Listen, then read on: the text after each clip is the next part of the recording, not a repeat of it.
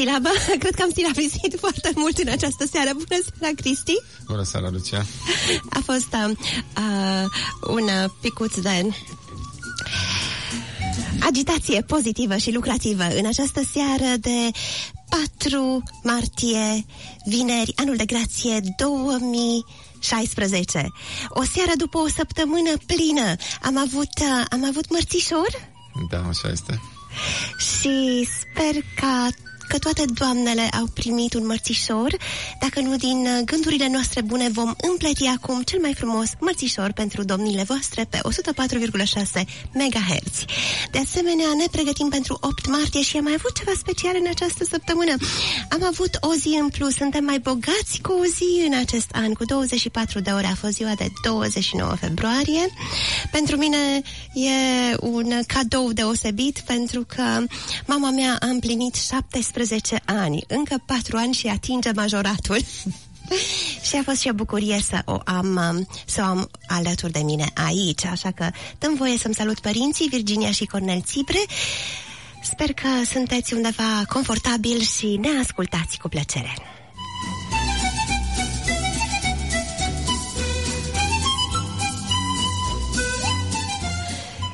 Iar tu, Cristi, pe cine saluți? Salut pe toate doamnele din comunitate și le spun la mulți ani pentru 1 martie, dar și pentru 8 martie.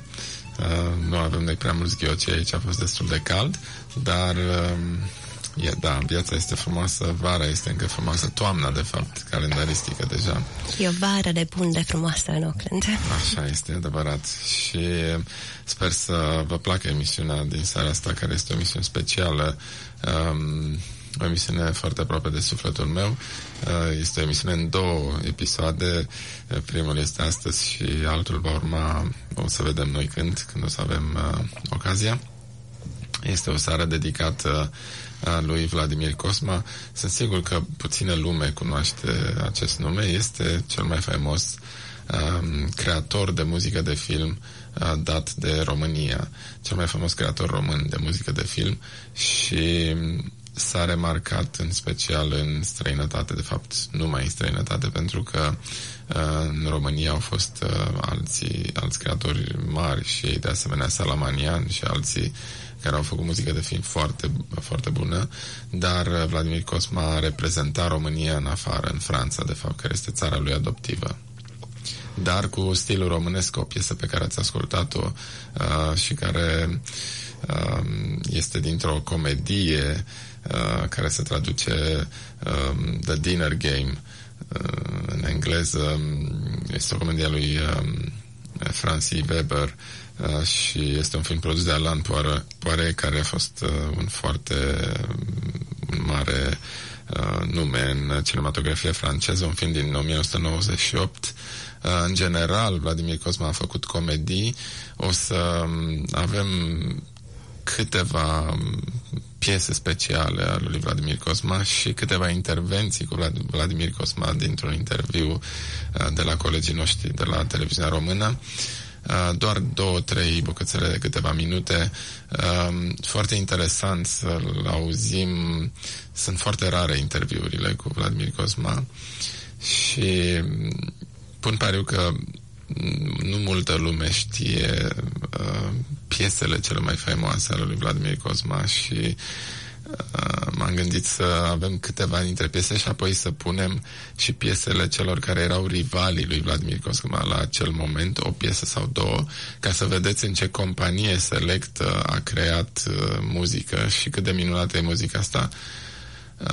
Sunt sigur că o să recunoașteți muzica, dar nu știați a cui este.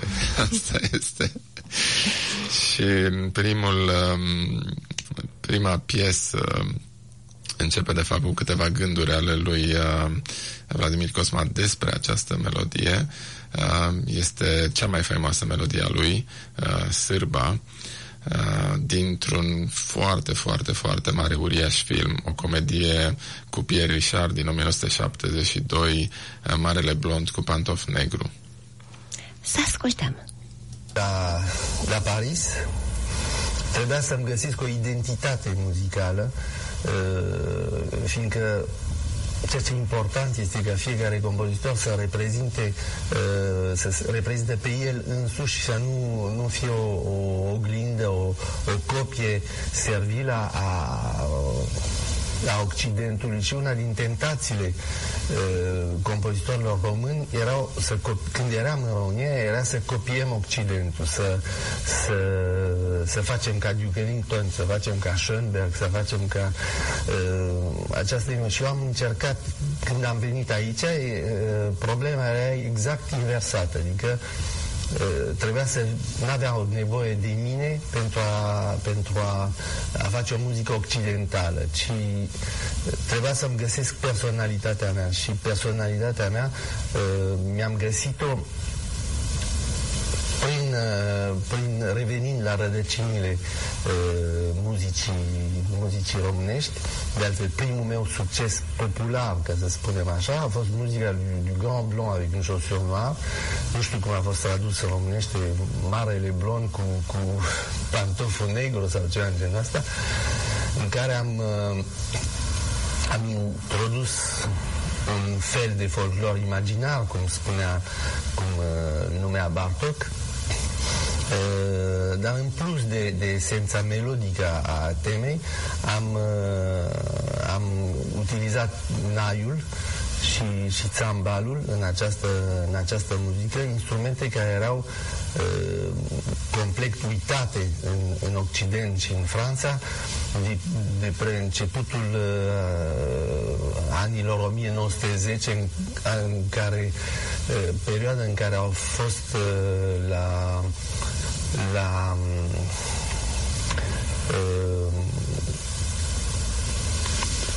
cum se numea asta? L'exposition universelle. Expoziția universelle, unde a fost un taraf român care a tocmai Fănică Luca, care a venit cu taraful lui și care a entuziasmat tot Occidentul cu această muzică. După aceea a fost o dispariție totală timp de aproape un secol.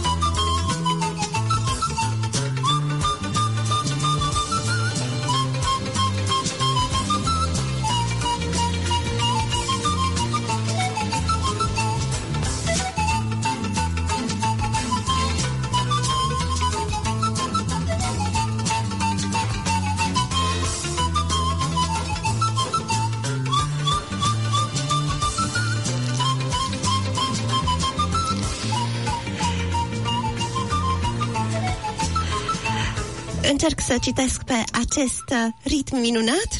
Vladimir Cosma s-a născut pe 13 aprilie 1940 la București și este un violonist, compozitor și dirijor francez de origine română, născut la București, în România, într-o familie de muzicieni. Tatăl său, Tudor Cosma, este pianist și dirijor, mama sa, Carola, autor-compozitor. Unchiul său, Edgar Cosma, compozitor și dirijor, iar una dintre bunici a fost pianistă, elevă a celebrului Ferruccio Busoni.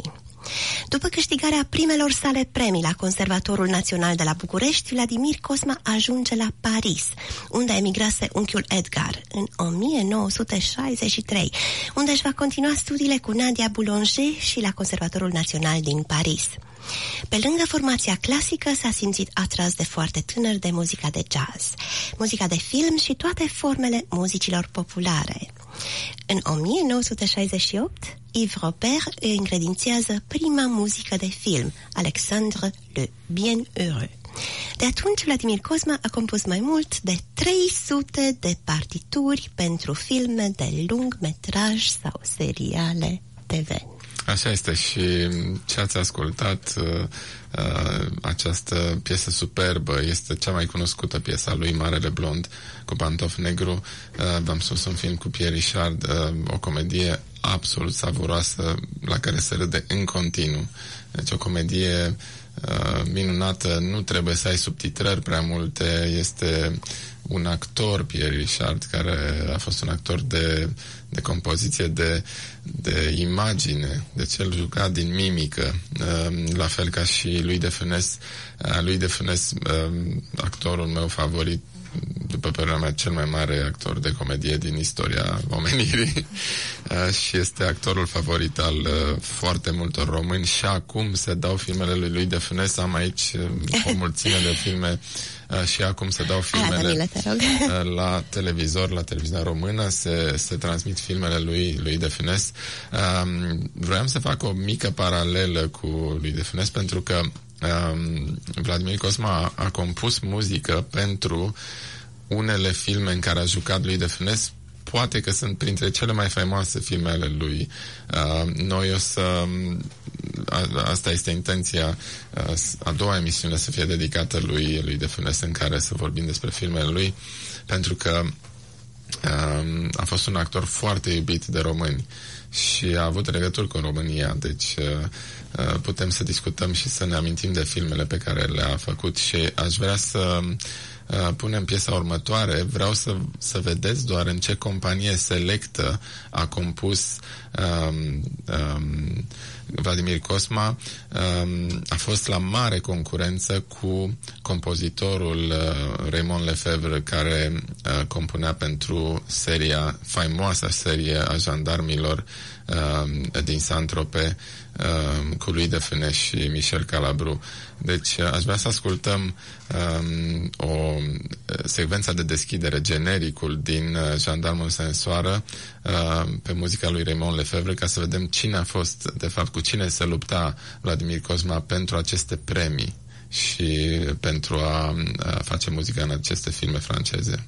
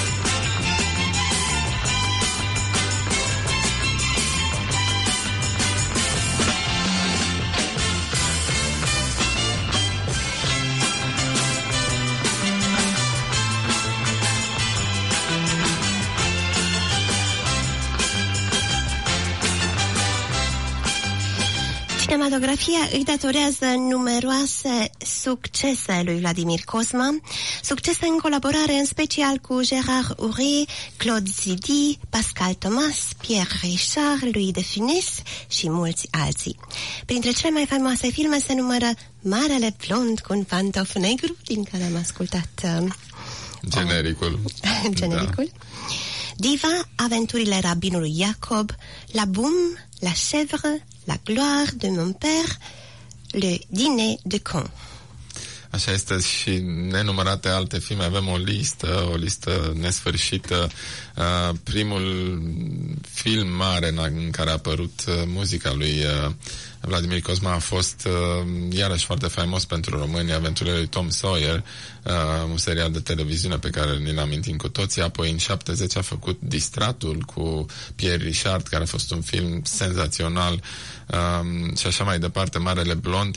Imediat după Marele Blond, care a fost un succes monstru datorită și muzicii, dar și a lui Pierre Richard, a urmat un film care poate că a fost cel mai bine recepționat film francez din istoria cinematografiei franceze în Statele Unite. Nu multe filme au pătruns pe piața americană din cauza faptului că americanii nu se descurcă așa de bine cu franceza și nu le place să citească subtitrări. Deci, Hollywood. Exact, au Hollywoodul. Păcat pierderea lor, pentru că filmele franceze sunt superbe.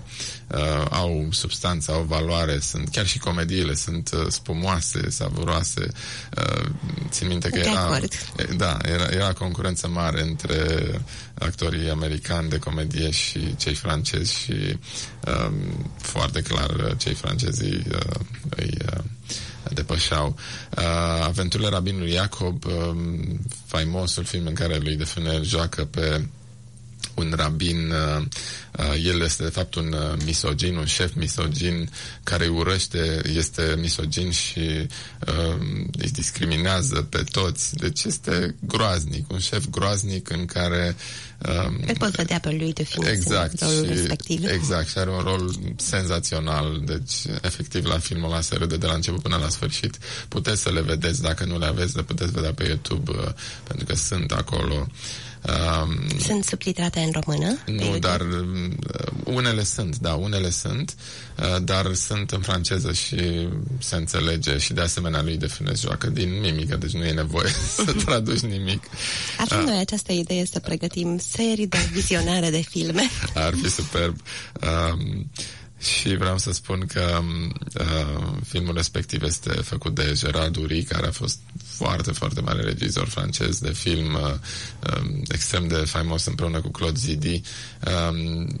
În Aventurile rabinului Iacob e greu de explicat, dar o să ne lăsăm plăcerea asta pentru când o să-l aniversăm pe lui de Funès într-una din emisiunile viitoare.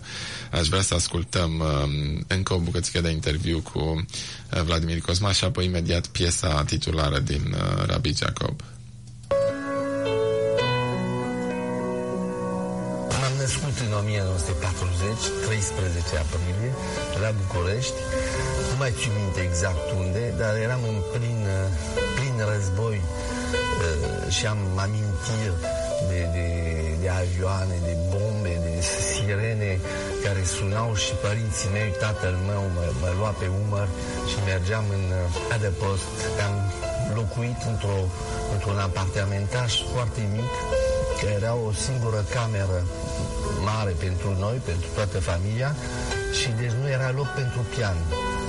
Ceea ce a făcut că până la vârsta de 14 sau 15 ani eu n-am avut pian de acasă și de aceea am început să studiez vioara de la vârsta de 7 ani, așteptând momentul în care voi avea acest pian care mi se promitea totdeauna, dar trebuia să schimbăm de apartament și această schimbare n-a survenit decât mult mai târziu, deci aveam deja 14 ani, eram deja violonist, fiindcă am începusem să dau deja concerte, făceam studii, învățam vioara cu maestrul Avachian. Am făcut școala primară la școala Silvestru și liceul la Dimitrie Cantemir, în același cartier. Am amintiri de profesor de liceu, de exemplu, profesor de matematică care era un om excepțional, și l-am revăzut la Paris, îl chema Alexandru Roșu. La marca, directorul la liceu Cantemir era Șafran.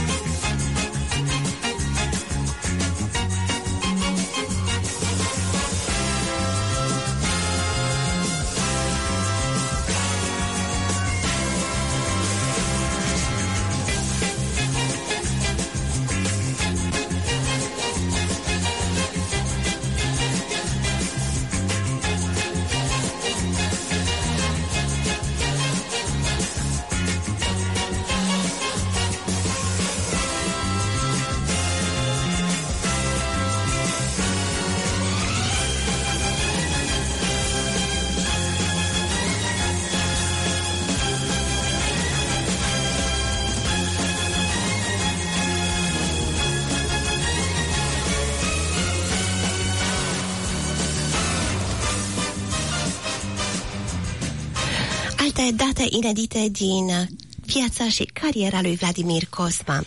În anul 2006 a dirijat în premieră mondială creația Divertismentul pentru narator și orchestră simfonică, după fabulele lui Jean de La Fontaine, într-un concert dat la Victoria Hall din Geneva cu orchestră de la Suisse Romande, avându-l ca recitator pe Lambert Wilson. Vladimir Cosma a compus opera Marius și Fanny după Marcel Pagnol, a cărei premieră a avut loc la Opera din Marsilia, în distribuție cu Roberto Alagna și Angela Gheorghiu în rolurile titulare și Jean-Philippe Lafont în rolul lui Cezar. Muzica de film i-a permis să abordeze și să aprofundeze diferite tendințe muzicale.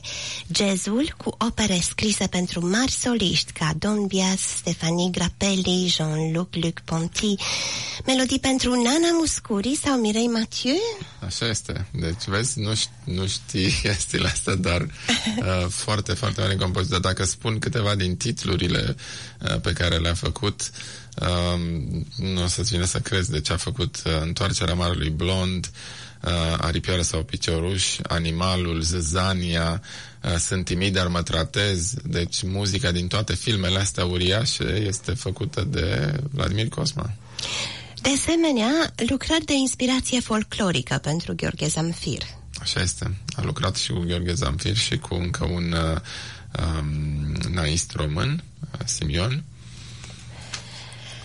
Și acum urmează o piesă din filmul La Chèvre, un film foarte special al lui Francis Weber.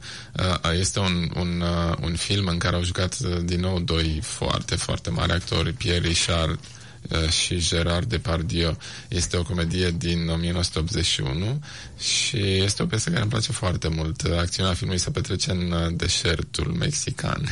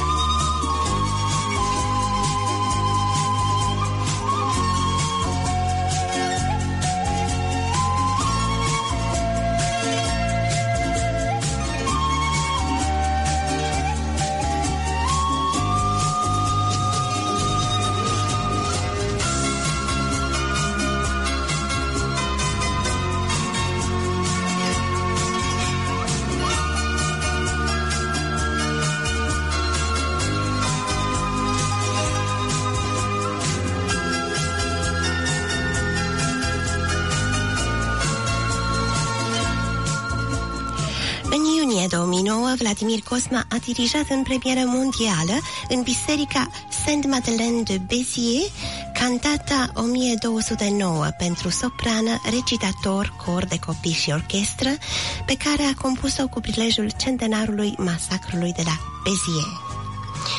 Vladimir Cosma dirigează mari orchestre simfonice în Franța și în străinătate, în compania unor soliști prestigioși ca Ivry Dutlis, Vadim Repin, Wilhelmina Fernandez, Silvia Markovici, Patrice Fontana-Rosa, Jean-Luc Ponty, Didier Lockwood, Stanciu Simeon Syrinx, Philippe Catherine.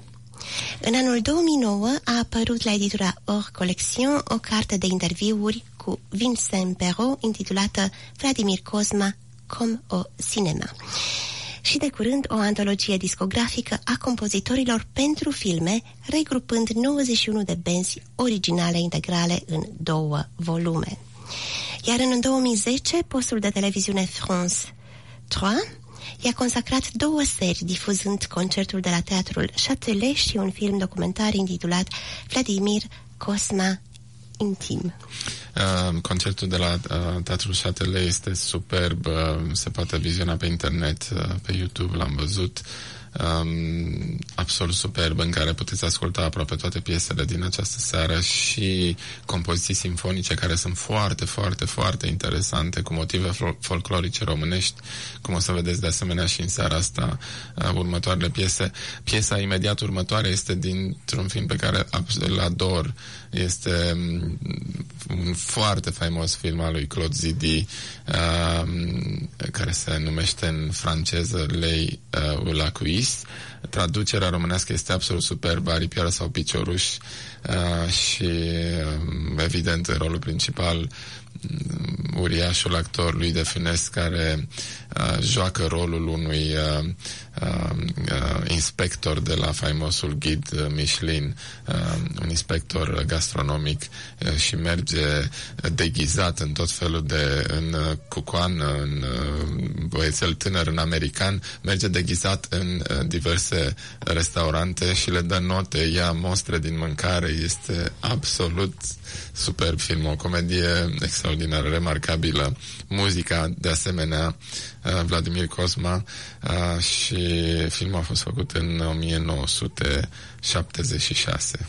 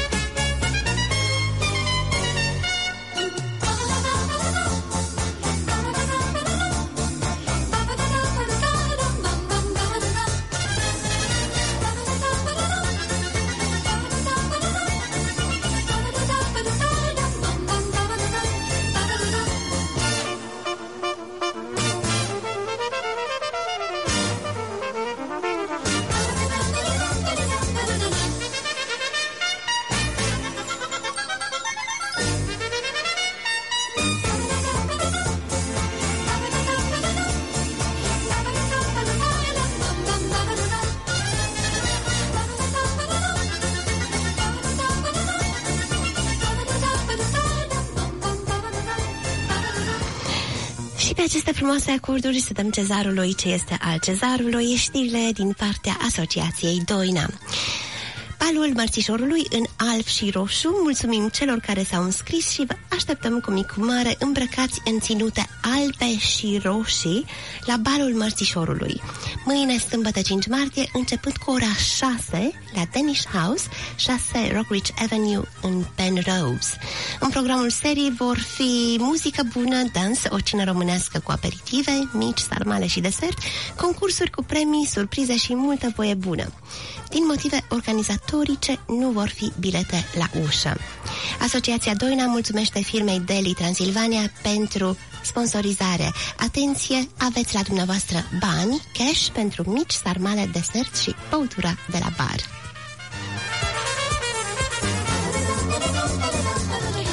Vă reamintim că vom avea servicii consulare în Auckland.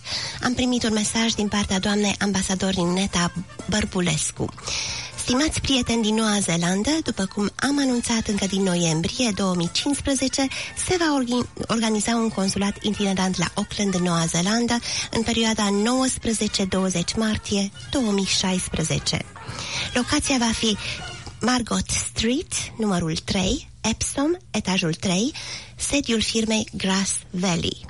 Programări preferabil prin e-mail la sydney@mae, Ministerul Afacerilor Externe.ro sau la telefon 61 este codul internațional 292 99 37 64. Acesta este prin Centrul de Contact și Suport de la București până la data de 16 martie, deci programări până la data de 16 martie, ora 17, ora Sydney. O știre din partea prietenei noastre, Mihaela Enache. Cadre didactice, vă rugăm, ajutați! Mihaela Enache caută colaboratori, profesori, învățători și educatori români care predau în Noua Zeelandă pentru un studiu în educație. Colaborarea constă în 2 întâlniri, 3 ore în total. Mulțumim mult pentru colaborare, vă rog... Da, eu sunt înscris acolo. Ești înscris deja. Vreau să o ajut pe Mihaela, sigur. Pare un studiu extrem de interesant. Da, cred că este pentru masterul ei și probabil că o să o rog și eu pe Mihaela când o să vină rândul meu, când o să termin masterul meu în educație să mă ajute. Deci o să ne ajutăm, că așa e bine. Absolut. O știre din partea firmei Deli Transilvania, importatoare de produse românești, vă urează tuturor un mărțișor cu bucurie și speranță și vă invită să degustați alături de familie și prieteni deliciosele produse oferite cu această ocazie. Momentan, comanda poate fi făcută pe e-mailul carmen@delitransilvania.co.nz, iar de luna viitoare vor putea fi preluate și comenzi online. Lista de produse este în e-mailul Asociației Doina. Te-ai uitat peste ea? Da, am văzut lista, da. Interesante, multe dintre produse. Da, foarte interesant. Am văzut dulceață de cireșe amare. Da, lucruri care nu se găsesc aici. Da, e minunat. Și poza pe care, fotografia pe care Asociația Doina a atașat-o la e-mail este absolut... Da, eu sunt la dietă acum, deci mă uit la fotografie, e foarte frumoasă și colorată. Dar foarte mult zahăr acolo. În final, Comitetul de Conducere al Asociației Doina vă dorește un weekend cu soare. Semnează Olga, Adina, Laura, Silvia, Marian, Edi și Andu. Le mulțumim tuturor. Și noi vă dorim să ascultați cu plăcere piesa următoare, care este iarăși o piesă realizată de rivalul lui Vladimir Cosma, Raymond Lefebvre, o avantpremieră la emisiunea dedicată lui De Funès, dintr-un film absolut remarcabil și pe care toți românii sunt siguri că îl știu și îl visează, Jandarmul și extraterestrii, un film în care lui De Funès a făcut un rol memorabil și în care se află alături de jandarmii lui și de Michel Calabru, un film superb.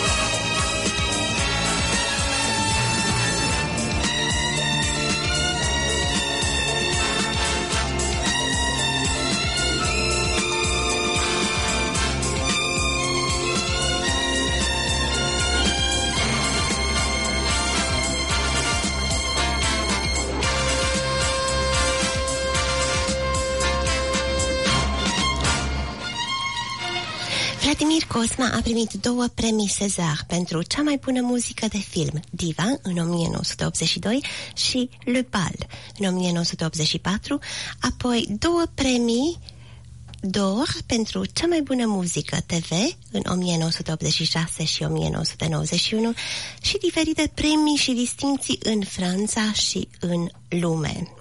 A obținut numeroase discuri de aur și platină în întreaga lume: Franța, Germania, Japonia, Anglia, Elveția, Belgia, Italia, Olanda.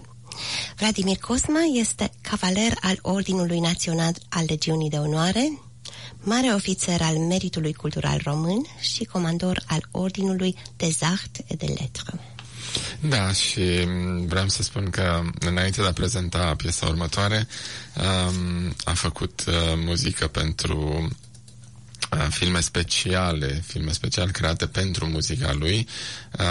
Unul dintre aceste filme este Un elefant dans un magasin de porcelan, cu Micheline Presley și Jean-Pierre Mocky. A fost în 2007, deci Elefantul din magazinul de porțelanuri este superb titlu, și o comedie pe muzica, integral muzica lui Vladimir Cosma. Piesa care urmează este dintr-un film al lui Yves Robert din 1992, Le Bal de Cassepie, un film foarte special. Muzica din filmul ăsta este muzică absolut românească, influențele, stilul muzical este românesc.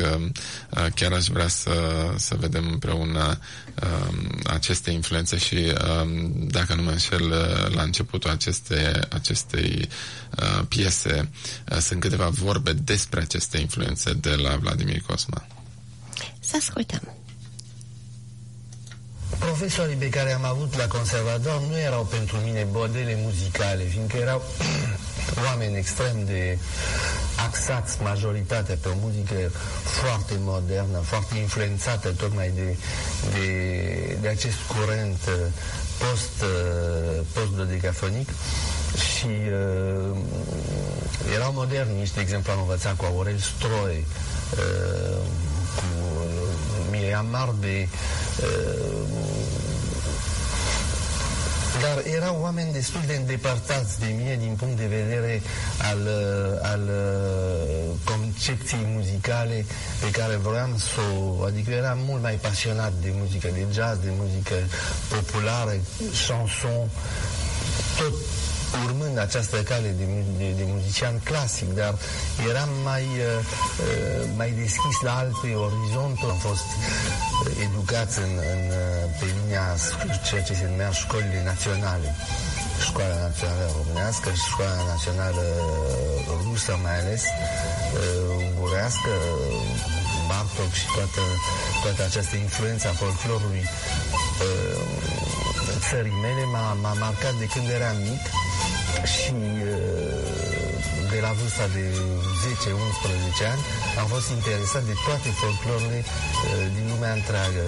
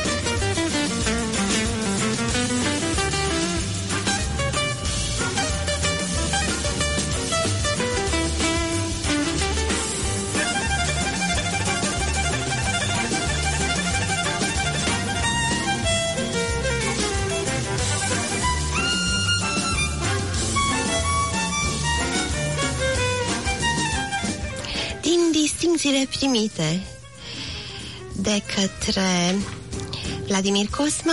În 1981, discurile de aur și de platină pentru Diva. Cezar pentru cea mai bună muzică de film pentru Diva. În 1982, premiul festivalului de la Moscova pentru muzica filmului Diva. De asemenea, discurile de aur și de platină. În 1983, marele premiu pentru muzică de film pentru întreaga sa activitate la Cannes. În 1984, Cezar pentru cea mai bună muzică de film acordat filmului Le Bal. În 1985, discurile de aur și de platină pentru L'amour en héritage, Le Monde englouti, Château Vallon. În 1987, Set d'Or pentru cea mai bună muzică pentru televiziune, filmul În două lete 36. Nominalizarea la gradul de comandor al artelor și literelor, Commandeur des Arts de Lettres. Apoi, în 1988, discul de aur pentru filmul L'Étudiant. În 1990, marele premiu pentru întreaga operă muzicală audio-vizuală, œuvre musicale audiovisuelle. În 1991, încă un Set d'Or pentru cea mai bună muzică de film pentru televiziune. Iar în 1995, medalia de onoare a orașului Beauvais. În 2000, medalia de onoare a Consiliului General al Departamentului Ion. Iar în 2001, premiul Philip Award din Varșovia, cele mai bune realizări în domeniul muzicii de film european. În 2003, marele premiu Sacem pentru muzică de film. În 2004, e numit mare ofițer al meritului cultural român. În același an, cavaler al Ordinului Național al Legiunii de Onoare. Asta sună foarte important. Este în Franța. Da. În 2005, Lumière d'Honneur, festivalul La Ciotat, leagănul cinemaului. În 2006, medalia de onoare a orașului Șinaș, ctitor al Școlii Municipale de Muzică Van d'Oeuvre Le Nancy. În 2007, omagiu și medalie de onoare din partea orașului Cabourg. În 2008, trofeul Phoenix Award pentru întreaga activitate la festivalul film Spa din Belgia. În 2009, omagiu și medalie de onoare acordate orașul Béziers, iar în 2010, premiul Henri Langlois al Cinematecii franceze 2010. Și astea sunt doar câteva dintre distincții. Iată ce important și ce recunoscut este Vladimir Cosma pe plan european. Și în România este foarte recunoscut și iubit.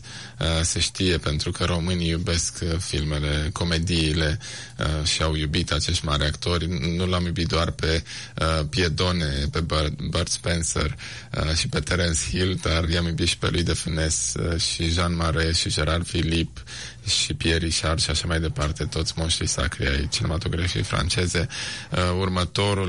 Următoarea piesă muzicală este din La Jouet, din Jocul, de asemenea compusă de Vladimir Cosma. Filmul este din 1976 cu același Pierre Richard.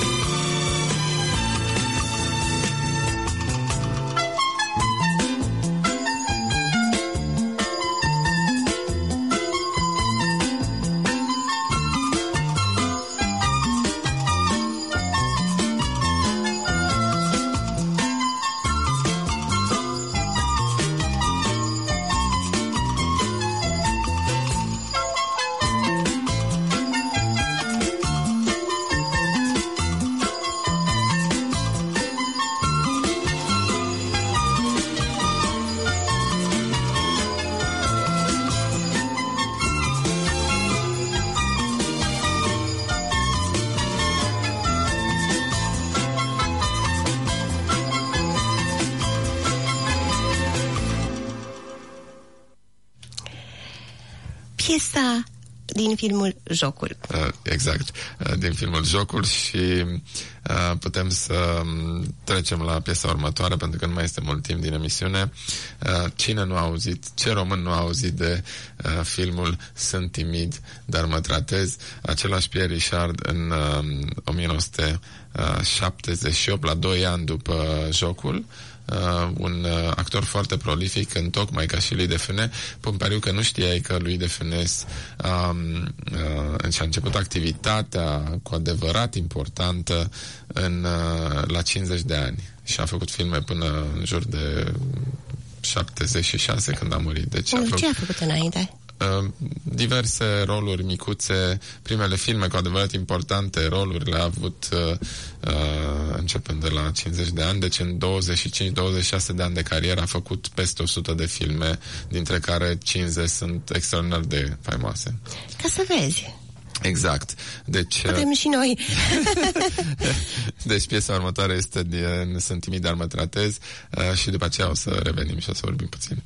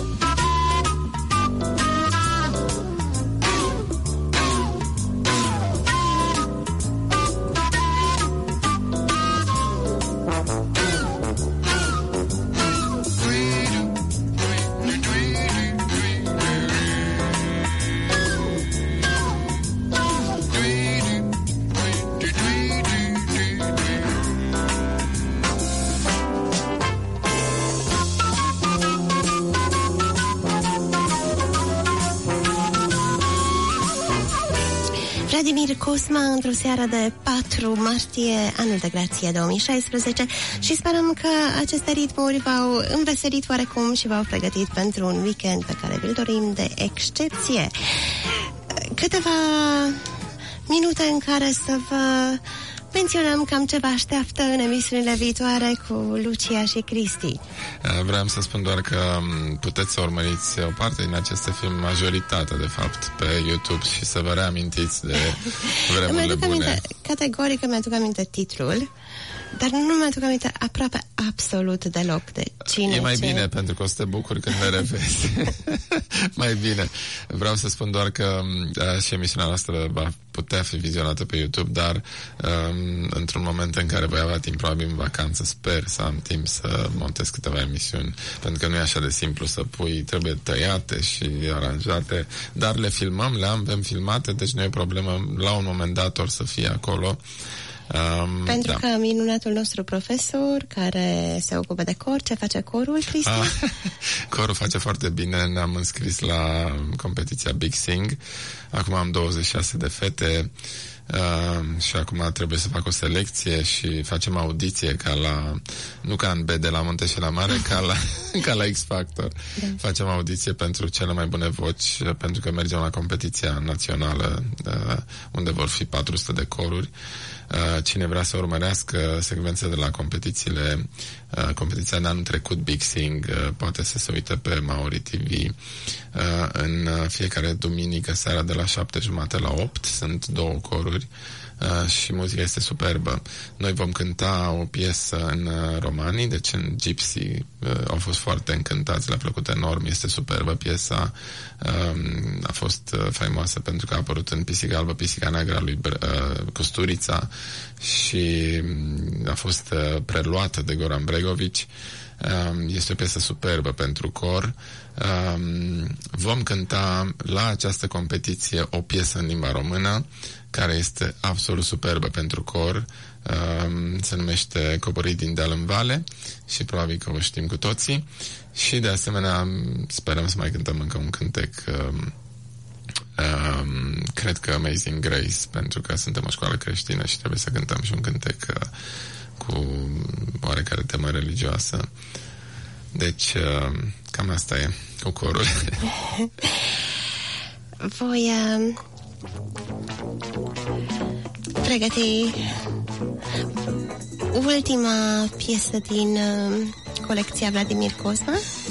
Da, ultima piesă este din Zezania, un film iarăși foarte cunoscut cu Pierre Richard, piesa titulară a filmului.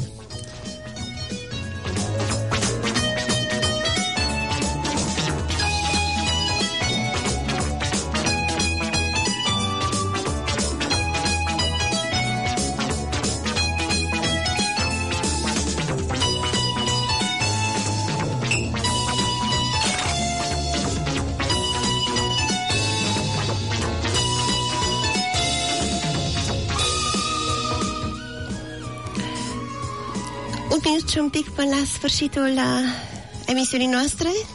Sperăm că v-a făcut plăcere. Vă așteptăm și la emisiunile colegilor noștri. Mergeți și la bal mâine și vă dorim să aveți un weekend extraordinar și la bună reauzire. Vă reamintim că această emisiune este sponsorizată de către Direcția Românilor pentru Românilor de Pretutindeni, Departamentul Românilor de Pretutindeni și le mulțumim foarte mult pentru aceste eforturi. Rămâneți cu bine! La revedere!